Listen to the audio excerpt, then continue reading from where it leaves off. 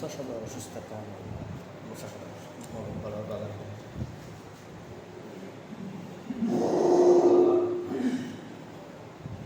إن الحمد لله نحمده ونستعينه ونستغفره ونؤمن به ونتوكل عليه ونعوذ بالله من شرور أنفسنا ومن سيئات أعمالنا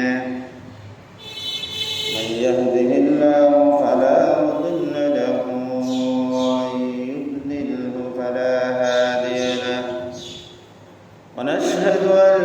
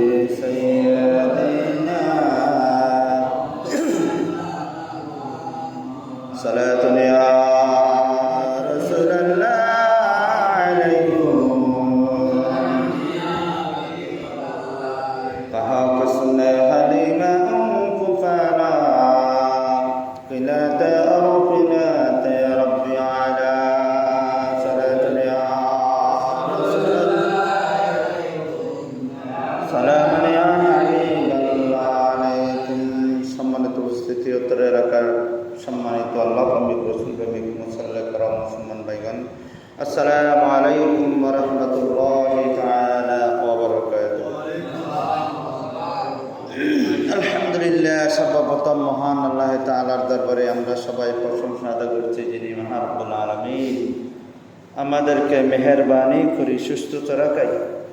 আজকে জুমার দিন, পবিত্র মুসলমানের হজের দিন, গরিবের হজের দিন। আল্লাহ রব্বুল আলামিন আমাদেরকে সুস্থতা রাখে, মেহেরবানি করে, মায়া দয়া করে আল্লাহর ঘর আসার জন্য, বসার জন্য তৌফিক দান করছেন। সেই আল্লাহ তাআলার দরবারে একবার শুকর গুজার করি, বলেন আলহামদুলিল্লাহ।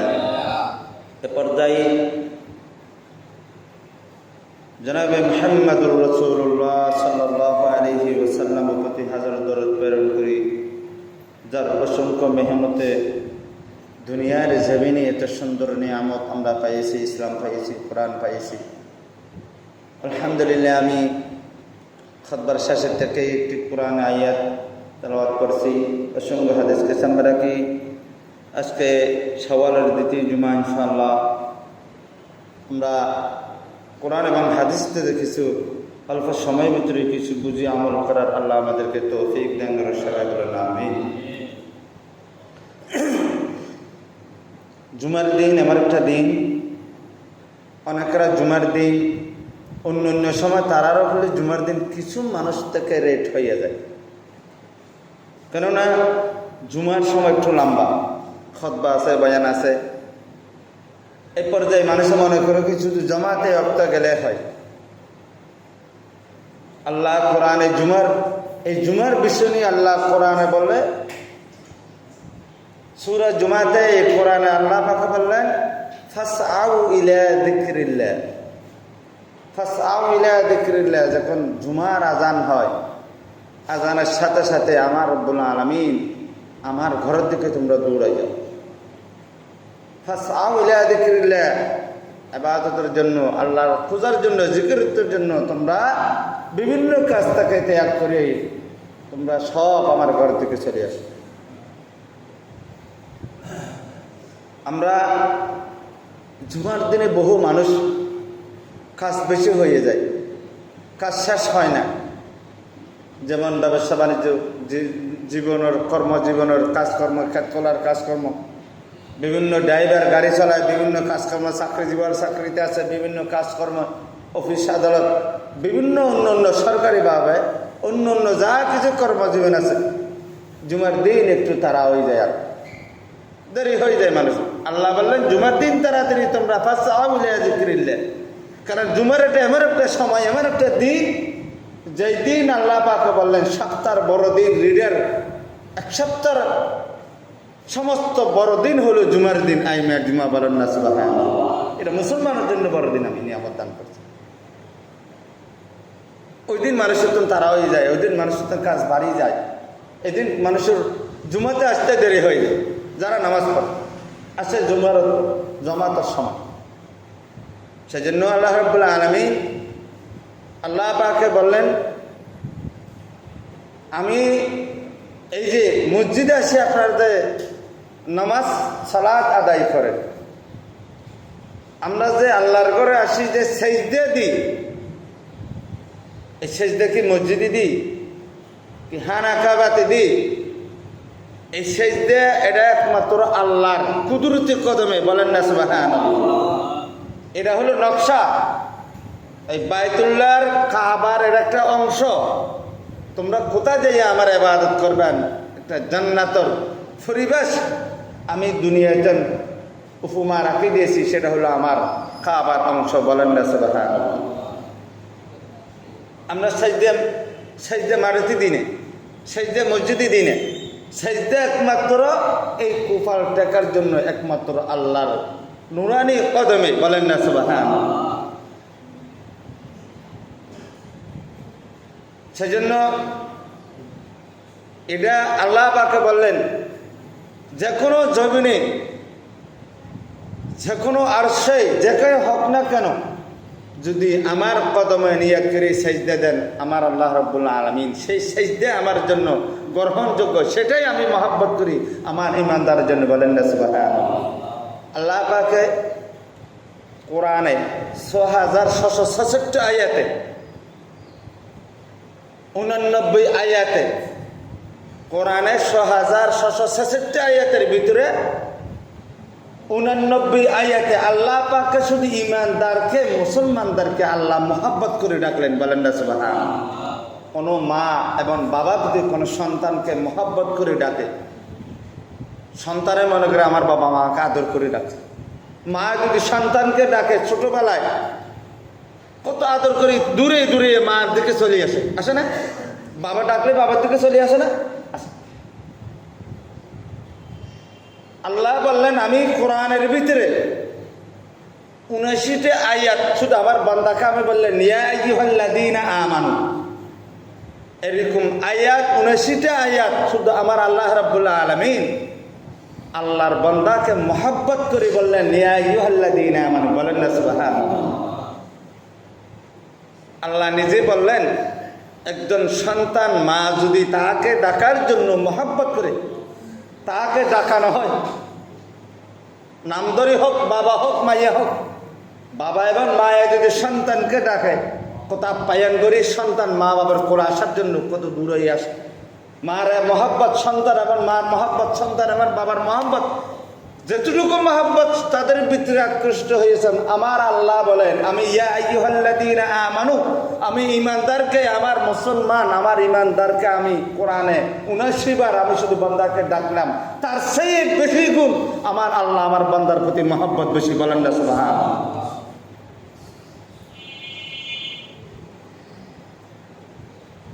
তাহলে একজন সন্তান মা যদি বাবাকে সন্তানকে যদি মহব্বত করে ডাকে, কি জন্য ডাকবে? ডাকার তো একটা কায়দা থাকবে, কারণ থাকবে।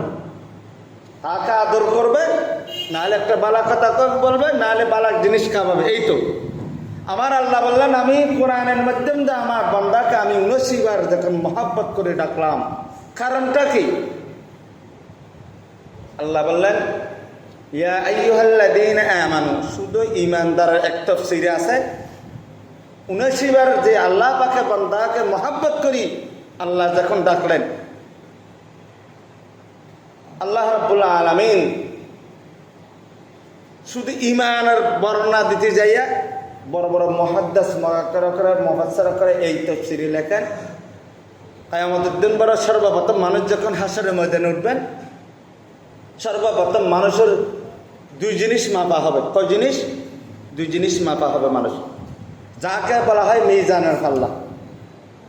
মানুষের ডান পাশে যে মিজানের পাল্লা ওজন মাপানো হবে সেটা হলো নেক আমল। কি আমল? নেক আমল। আর অপরদিকে বাম দিকে যে গুণ যে আমলগুলো মাপা হবে সেটা হলো বদ আমল। দুটি শব্দ। সর্বপ্রথম কিয়ামতের দিন আল্লাহ বলে প্রত্যেকটা মানুষের ফেরেশতা দিয়ে আল্লাহ পাক রব্বুল আলামিন মাপকাঠিন করা হবে। বাম দিকে অপর দিকে বলে সমস্ত গুণা যদি 7 আসমান 7 জমিন 7 আসমান 7 জমিন পরিণত যদি তার গুণ হয়, তার গুণগুলো বাম সাইডে এক পাল্লা দিয়ে হবে, ডান সাইডে পাল্লাটা খালি থাকবে। ফেরেশতারা বলবেন ইয়া আইয়ুহাল্লাযীনা আমানু, কোরআনের যে আল্লাহ পাকে ইমানদারকে 79 বার মহব্বত করে ডাকলেন, শুধু ইমানদারকে ডাকলেন ইয়া আইয়ুহাল্লাযীনা আমানু, আল্লাহ মহব্বত করে ইমানদারকে আপনার আপ্যায়ন করে ডাকলেন। ইমান থাকার কারণে এক জাররা, যার কাছে এক জাররা যদি ইমান থাকে সেই মুসলমান, কোনো আমল নাই। তাফসীরে ব্যাখ্যারা লেখেন 7 আসমান 7 জমিন গুণে যদি এক পাল্লা দেওয়া হয়, বাকি ডান পাশে নেকামল পাল্লাগুলো খালি থাকবে। ফেরেশতারা বলবেন বান্দা তুমি মুসলমান? ইমানদার বলবেন আমি ইমানদার মুসলমান, আমি কলিমা পড়ছি, মুসলমানের ঘরে জন্ম নিয়েছি, মুসলমান হয়েছি। এটা একটা ইবাদত। এটা কি? কথা বলেন না কেন? এটা কি? আমরা যে মুসলমানের ঘরে জন্ম নিয়েছি, মুসলমান হতে পারছি, সেটাও আমাদের জন্য একটা ইবাদত, নিয়ামত, বলেন না সুবহানাল্লাহ। এর চেয়ে সৌভাগ্য আর কেউ নেই। আল্লাহ আমাদেরকে মুসলিম বানাতে পারতেন, কুফরি বানাতে পারতেন, কুফরি করার জন্য এই লাইন বানাতে পারতেন, বিভিন্ন আমরা অন্য দেশের কাফের মুশরিক এগুলো হতে পারত, আল্লাহ আমাদেরকে বানাতে পারতেন। আল্লাহ এদের না বানিয়ে আমাদেরকে মুসলমানের ঘরে জন্ম নিয়েছেন, সেটা আমাদের সৌভাগ্য, বড় নিয়ামত, বলেন না সুবহানাল্লাহ। ফেরেশতারা বলবে বান্দা তুমি মুসলমান? তো বান্দারা বলবেন আমি মুসলমান, আমি মুসলমানের সন্তান, আমার বাড়ি ফুটি, আমি মলিহাট ব্যবসায়ী। তো ফেরেশতারা বলবেন দাও, তুমি যে মুসলমান তোমার কলিমাটা দাও। তিনি পাঠ করবেন, পাঠের সাথে সাথে একটা কাগজ টুকরা বাইর হয়ে যাবেন। বলেন না সুবহানাল্লাহ। নামটা কি হবে? লা ইলাহা ইল্লাল্লাহ মুহাম্মাদুর রাসূলুল্লাহ। আল্লাহ এবং আল্লাহর সাথে সাইয়্যিদুল মুরসালিন খাতামুন নবিয়্যিন শফিউল মুজতাবিন রাহমাতুল লিল আলামিন ইউকাল পরকালের হায়াতুল জিন্দা নবী, ওনার নাম তাল পুরো কলমা একটা কাগজে লিখে যাবেন। ফেরেশতারা বলবেন এটা পাল্লাই দাও। হাদিসে ব্যাখ্যাতে লেখেন কলিমা শুধু মুসলমান হওয়ার একটি কারণ, ইমানের কারণে ইমান, সেটা এক পাল্লা দিয়ে হবে। হাদিসে ব্যাখ্যারা লেখেন, তাফসীরে ব্যাখ্যারা লেখেন 7 আসমান 7 জমিন এক পাল্লা দিছে। কত তার ওজন হতে পারে, তার চেয়ে বেশি ওজন একজন মুসলমান ইমানদার, তার আমল নামা এত বাড়ি, তার চেয়ে বেশি গুণ বাড়ি আল্লাহ করে দিবেন। বলেন না সুবহানাল্লাহ। আল্লাহ বাড়ি হয়ে যাবে। ফেরেশতারা বলবেন না গো আল্লাহর বান্দারা, ইমানদার ব্যক্তিরা, যখন তোমার নেকি পাল্লা যখন বাড়ি হয়ে গেল, গুনার পাল্লা যখন তোমার হালকা হয়ে গেল, তুমি জান্নাতি, তুমি জান্নাতি, অবশ্য তুমি জান্নাতি। আল্লাহ পাকের সিরিজতে তোমাকে জাহান্নামা লাগবে না, তুমি একজন জান্নাতি। আল্লাহর পক্ষ থেকে তোমার সার্টিফিকেট আসে। বললেন না সুবহানাল্লাহ। তারপরে মানুষটা কি করা হবে? ইয়ার পরে ফেরেশতারা বলবেন ওগো আল্লাহর বান্দারা, তোমার হিসাব আছে শুধু নেক আমল। মুসলমান হওয়ার পরে, ইমানদার হওয়ার পরে তোমার নেক আমল পাল্লা যখন বাড়ি হয়ে গেল, তখন এখন ইমানদার কাগজটা নিয়ে নেবেন এবং বলল তোমার আরো বহু কথা আছে, তোমার বহু হিসাব আছে। বদ আমল এক পাল্লায় থাকবে, নেক আমলের ইমানের পাল্লার কাগজটা উঠাই নেবেন। নেওয়ার পরে বলবেন ওগো আল্লাহর বান্দারা, তোমরা কি ইবাদত করছো, কি নেকি করছো, কয় দিন নামাজ পড়ছো, কয় ওয়াক্ত নামাজ কাজা করো নাই, কয় জুমা পড়ছো, কয় মাস রোজা রাখছো, কয়বার হজ করছো, দান সরহাত কয়বার করছো, এতিম মিসকিনদের সহযোগিতা কয়বার করছো, নেক আমল রুকু সিজদা কোরআন তেলাওয়াত কত করছো, সবগুলো তোমার আমল আনো। আনার পরে তাফসীরে ব্যাখ্যা লেখেন আপনার 50 বছর 100 বছরের হায়াতের আমলগুলা আপনার সামনে হাজির করা হবে। ফেরেশতারা বলবেন বান্দা তোমার আমলগুলা ডান পাল্লায়, তোমার ডান পাল্লায়, তোমার পাল্লায় আমলগুলো উঠাও।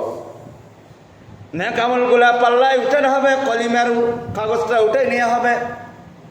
তারপরে তার 50 বছর 100 বছরের জিন্দেগি নেক আমলগুলা, বালা আমলগুলা, আমলুন সালিহিন, বালা আমলগুলা পাল্লা দেওয়া হবে। দেওয়ার পরে দেখতে আসেন যদি আপনার নেক আমল পাল্লা যদি বাড়ি হয়ে যায় ইবাদতের কারণে, নেক আমলের কারণে যদি আপনার পাল্লাগুলো বাড়ি হয়ে যায়, ফেরেশতারা ওইখানে আপনাকে স্বীকৃতি দিয়ে ডিক্লেয়ার করে দিবেন ফারিকুম ফিল জান্নাহ ওয়া ফারিকুম ফিস সাঈর। আল্লাহর পক্ষ থেকে আপনার জন্য বিনয় হিসেবে জান্নাতের দরজা খোলা। বলেন না সুবহানাল্লাহ।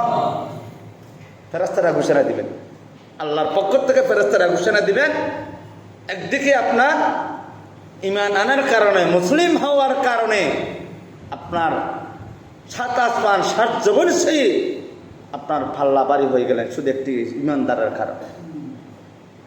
আপনি যদি নেক আমলের কারণে যদি গুনার খাজার থেকে নেক আমল পাল্লা যদি বাড়ি হয়ে যায়, তোর দুটি আমল যদি একখানা করা হয়, আল্লাহর পক্ষ থেকে বান্দার ঘোষণা আছে তার জন্য বিনয় হিসাবে জান্নাত, ফারিকুম ফিল জান্নাহ। একটা দল জাহান্নামে আর একটা দল জান্নাত। ফেরেশতারা বলবেন যাও জান্নাতের দরজা খোলো।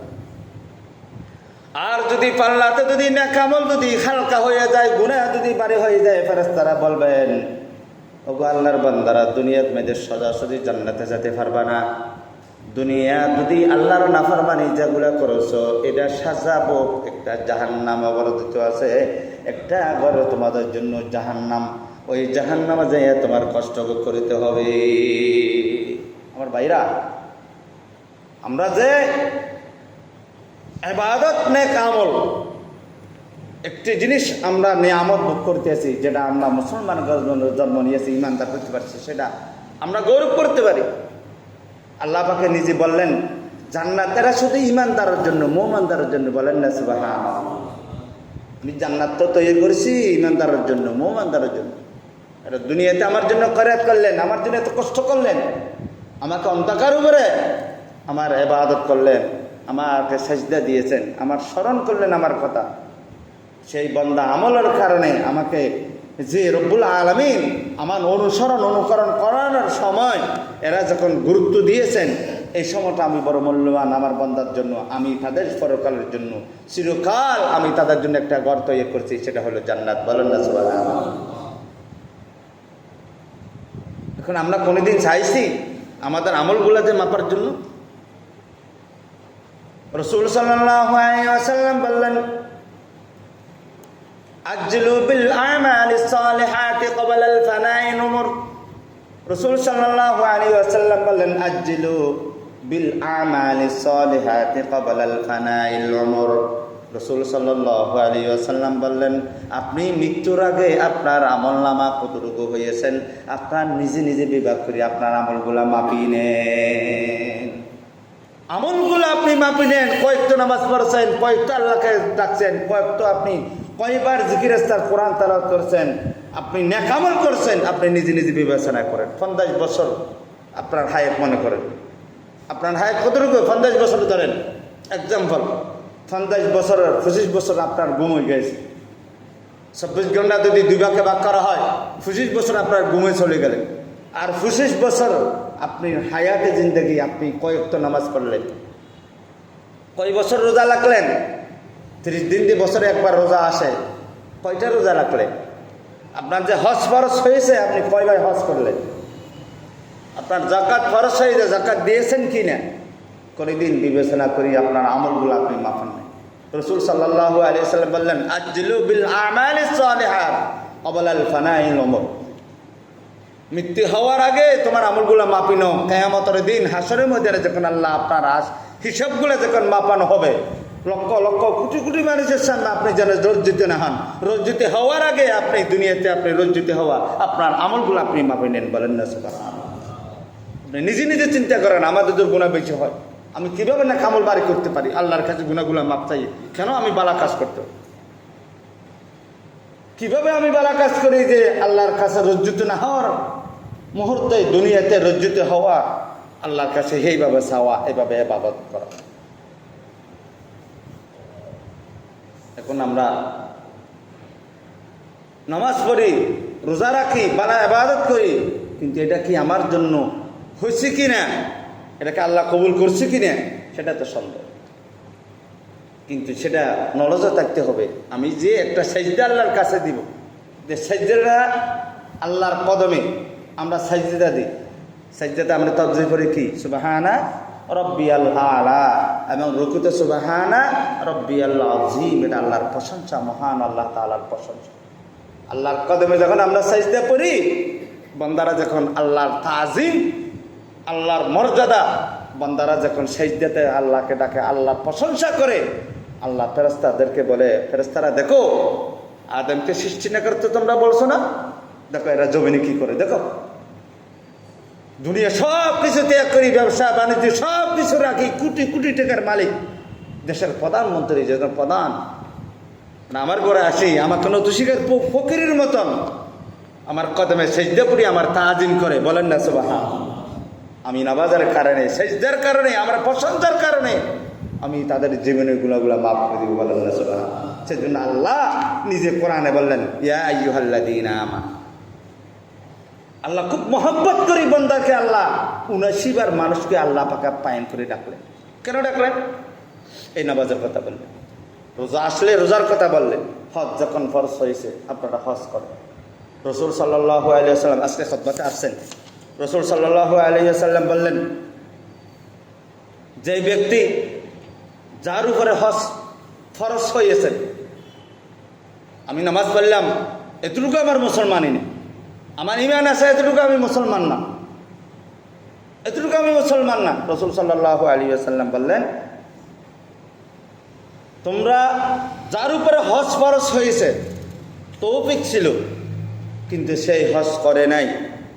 আল্লাহ রাসূলুল্লাহ সাল্লাল্লাহু আলাইহি ওয়াসাল্লাম ওয়ালাম ইউহাজ ফালা রাদ আলাইহি আন ইয়ামুতু আলা গায়রি দীনিল ইসলাম। ইসলাম এতটুকু না, নামাজ পড়লে ইসলাম বলা যায় না, রোজা রাখলে ইসলাম বলা যায় না। আপনার উপরে হজ ফরজ হয়েছেন, আল্লাহ তৌফিক দিয়েছেন, আপনি হজ করেন নাই। ওয়াকালা সাল্লাল্লাহু আলাইহি ওয়াসাল্লাম মান ইউরসালা ওয়ালাম ইউহাজ মাতা আলা যালিকা ফিন নার যাতিল ওয়াকশাতি ওয়াজ যালিম। রাসূল সাল্লাল্লাহু আলাইহি ওয়াসাল্লাম বললেন, আপনার উপরে আল্লাহ হজ ফরজ করে দিয়েছেন, তৌফিক আছে, কিন্তু আপনি হজ করেন নাই।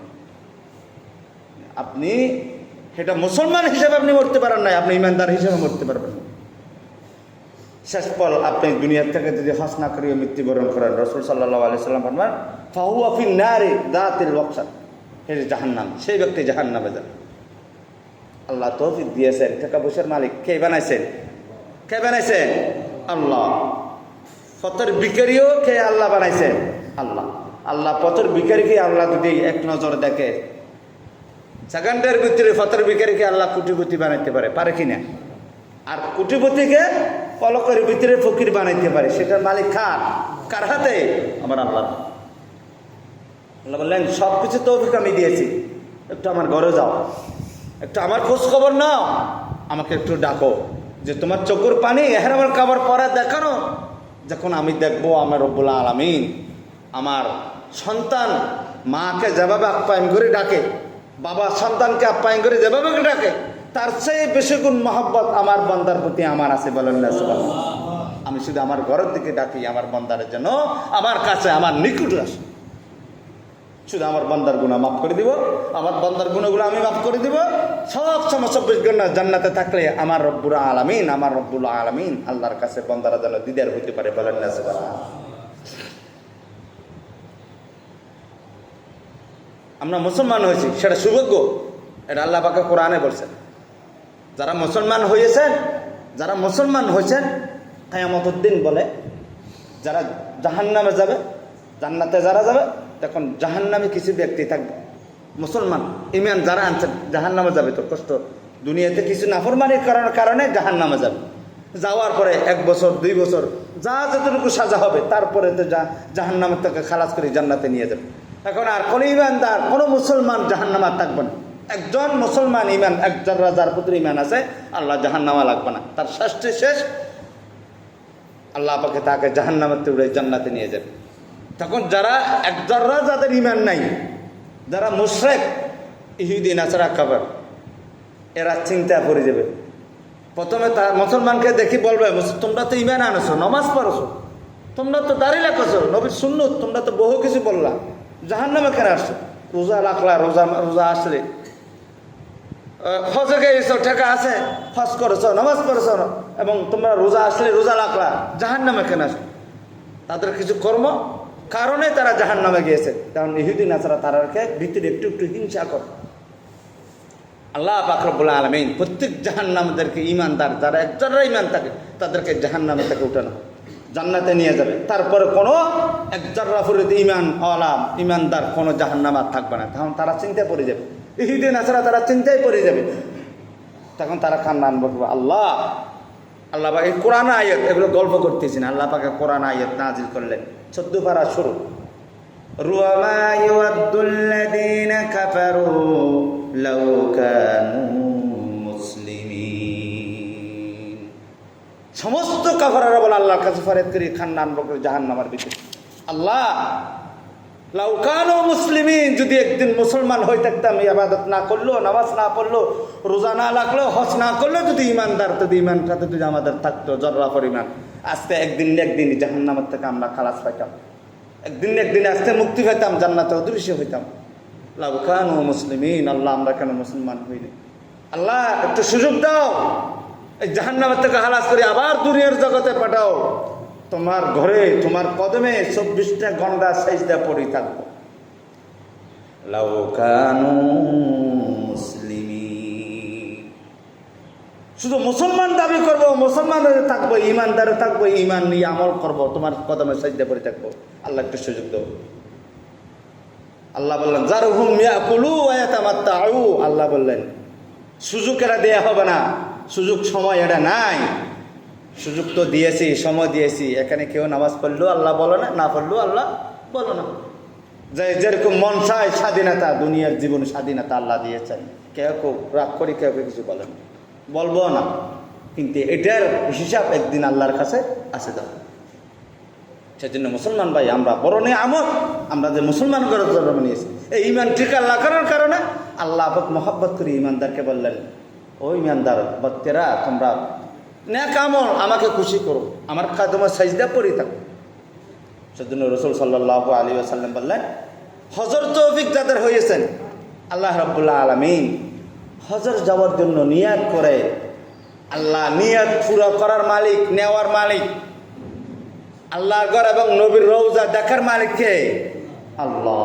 এমন কিছু হজে যায় শুনি, হজে যাওয়ার নিয়ত করছে, তৌফিক নেই, টাকা নেই, কিছু নেই, হজর থেকে আসার পরে বর্ণনা করে আল্লাহু আকবার, উনি বললেন আমি কোনো এক টাকা আমার ছিল না, তার কিন্তু অন্তরটা মহব্বত, সহি মত ছিল, সহি আকীদা ছিল, আমি যে আল্লাহর ঘর এবং রসুলের রওজা দেখবো, তার আকীদা। কিন্তু আল্লাহ এবং রসুল কবুল করে নিছেন, যার কারণে আল্লাহ রাব্বুল আলামিন কোনো কারণে একে আল্লাহর ঘর এবং রসুলের রওজাতে হাজির করলেন। বলেন না সুবহানাল্লাহ। আপনারা নিয়ত করেন, সহি নিয়ত করেন, ব্যবস্থা করার মালিক কে? আল্লাহ। টাকা পয়সার মালিকও আল্লাহ, ফকির বানানোর মালিকও আল্লাহ। আল্লাহর কাছে নিয়ত করেন, কোনো না কোনো আল্লাহ পাকে জিন্দগির ভিতরে, হায়াতের আগে ভিতরে আল্লাহ পাকে আল্লাহর ঘরে হেরামের কাপড় পরি পাগলের মতন তোয়াব করার সুযোগ আল্লাহ দান করবেন। বলেন না সুবহানাল্লাহ। আল্লাহ প্রত্যেকটা মানুষেরকে আল্লাহ হজে যাওয়ার নিয়ত করি, যারা যারা নিয়ত করেন নাই করবেন, যারা করছেন আল্লাহ সমস্ত নিয়তকে পুরা করার তৌফিক দান করে। বলেন না আমি। এটা এমন একটা ঘর, যে ঘর আমি কোরআন আয়াত পড়লাম, ইন্না আউওয়ালা বাইতিন বুদিআ লিন-নাস লাল্লাযী বিবাক্কাতা মুবারাকান ওয়া হুদাল লিল আলামিন। সমস্ত নবীরা সালাম বাইতুল আকদাসের দিকে কিবলামুখ হয়ে আল্লাহর কদমে সিজদা পড়ে সালাত আদায় করত। আমার নবী নবুয়তের আগে কিবলা বাইতুল আকদাসের দিকে নামাজ পড়তেন ঠিকই, কিন্তু আমার নবীর কষ্ট ছিল, দিল ছিল এই যে মাকাম ইব্রাহিম, যে কাবাতে তাম দুনিয়ার মুসলমান আসে যেখানে হজ করতে যায়, যে কাবারও চুমা খেতে যায়, যে ঘরে গেলে মানুষ নিষ্পাপ হয়ে যায়, দুনিয়ার সমস্ত কিছু সব কিছু ভুলিয়ে যায়, ওখানে গেলে মানুষের শান্তি এবং রহমত। বলেন না সুবহানাল্লাহ। এরকম একটা ঘর আল্লাহ পাক রব্বুল আলামিন আমার নবীর থেকে দিল থাকতে না কেন নামাজের নিয়ত করতেন কিবলা বাইতুল আকদাস দেখে, কিন্তু মনে মনে দিল থাকতে কিবলার মুখ। আল্লাহ রাব্বুল আলামিন রমজান শরীফের 27 রাতে আমার নবী যখন নামাজ পড়তে আরম্ভ করলেন, মনে মনে নিয়ত আল্লাহ পাকে জীবনের মাধ্যম দিয়ে এই আয়াতটা নাজিল করে দিয়েছেন। বলেন না সুবহানাল্লাহ। নামাজের নিয়তে জিবরাইল আলাইহিস সালাম বলেন, ইয়া রাসূলুল্লাহ, আল্লাহর অর্ডার আছেন, আপনার দিলটা হলো কাবার দিকে, কিন্তু আপনি বাইতুল আকদাসে আপনি নিয়ত করছেন, কিন্তু আপনার দিল হলো কাবার দিকে, যে কাবা কিয়ামত পর্যন্ত আপনার উম্মতরা নারায়ণে আসে এখানে হজ করতে আসবেন, সাজদা দিতে আসবেন। বলেন না সুবহানাল্লাহ। আপনি ফিরে যান বাইতুল আকদাস দক্ষিণ দিকে থেকে আল্লাহ রাব্বুল আলামিন জিবরাইল মাধ্যম দিয়ে আমার নবীকে পশ্চিম দিকে কিবলা থেকে ফিরে দিলেন। বলেন না সুবহানাল্লাহ। সেই কিবলা আজ ওই কিবলা এত দামি হওয়ার কারণ, যে কিবলার দিকে আমার নবীর খুবই আশিক ছিলেন, এরা আমার উম্মতরা এখানে আসি সমস্ত গুনাহ মাফ করি নিষ্পাপের মতন এখানে থেকে যাবে। বলেন না সুবহানাল্লাহ। আজকে আল্লাহ পাকে কবুল করে দিলেন এরকম একটা কাবা শরীফের অংশ। আল্লাহ পাকে আমাদের সবাই যেন দেখার আল্লাহ আমাদেরকে তৌফিক দান করবে। সবাই বলেন সালাতুন ইয়া